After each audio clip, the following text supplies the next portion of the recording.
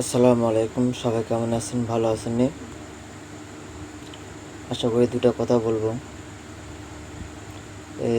লামিসা হত্যার কথা বলবো। বাংলাদেশের কিছু আইন নিয়ে কথা বলবো। বাংলাদেশের আইন দায়রা জজ কোর্ট হইতে হাইকোর্ট পর্যন্ত, সুপ্রিম কোর্ট পর্যন্ত এবং রাষ্ট্রপতি পর্যন্ত একটা মামলা 12, 13, 14 বছর পর্যন্ত চলতে চলতে সে মামলার রায় হয়।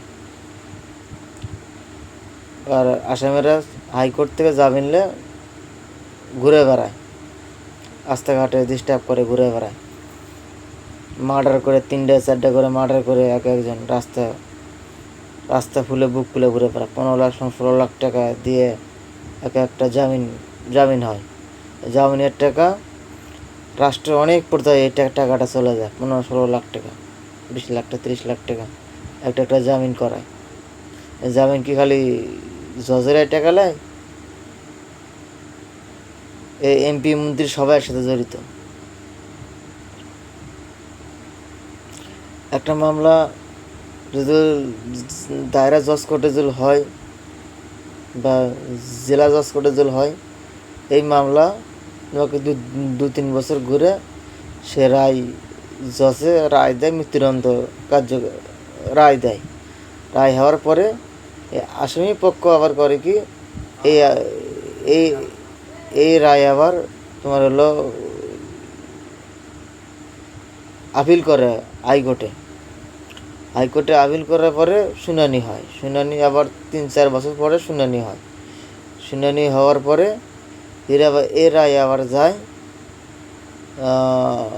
এই রায় আবার রায় দেয়, পুনর্বিবেচনা একবার রায় দেয়। রায় দেওয়ার পরে রায় যদি আসামি পক্ষের যদি বিপক্ষে যায়, সে রায় আবার সুপ্রিম কোর্টে আপিল করে। সুপ্রিম কোর্টে আপিল করার পরে সেই আপিল রায় যদি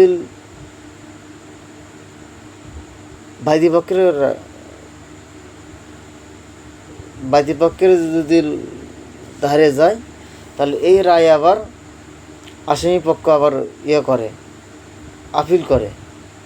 আপিল করার পরে সে আপিল রায় আবার যায় কার কাছে? রাষ্ট্রপতির কাছে যায়। রাষ্ট্রপতি আবার ওখান থেকে মুক্ত করতেও পারে বা কার্যকারিতা করতেও পারে। সে রায় পেতে পেতে প্রায় 10-12 বছর চলে যায়, একটা জীবন নষ্ট হয়ে যায়। অথচ আসামিরা বেকসুর খালাস পাওয়া যায়। 1971 সালে পড়তে 54 বছরে কোনো মার্ডারের মামলার মৃত্যুদণ্ড কার্যকর হয়নি এবং ধর্ষণকারী কোনো মামলা কার্যকর করেনি। এই জন্যই এত সাহস পায়। এই সাহস পাওয়ার কারণেই এই লোকজন, কিছু বিকৃত মস্তিষ্কের লোকজন এই কামগুলো করে। ছোটো বাসা ধর্ষণ, গাড়ির ভিতর ধর্ষণ, এমসি কলেজে ধর্ষণ, আসিয়ার ধর্ষণ, ইন্ডিপেন্ডেন্ট গভর্নমেন্টের সময় আসিয়া ধর্ষণ হয়েছে। ছেলেটা এমসি কলেজে স্বামীকে বেঁধে রেখে গৃহবধূকে ধর্ষণ করেছে। এর কোনো মামলা, এর কোনো এদের কোনো কিছুই হয়নি। এই বিচার না হওয়ার কারণে এই ধর্ষণ মামলা এতটুকু বন্ধু চলে গেছে। এই বিচারের কালচার থেকে আমাদের বের আসতে হবে কি, আমাদের 3 সপ্তাহ মধ্যে এই মামলার রায় দিতে হবে। 3 সপ্তাহের ভিতরে মৃত্যুদণ্ড কার্যকর করতে হবে। 3 সপ্তাহের ভিতরে, তাও ওপেনে প্রকাশ্যে মৃত্যুদণ্ড করতে হবে। এবং সকল বিদেশি দেশি যে গণমাধ্যমের সামনে লাইভ চলাকালীনে এর মৃত্যুদণ্ড কার্যকর করতে হবে।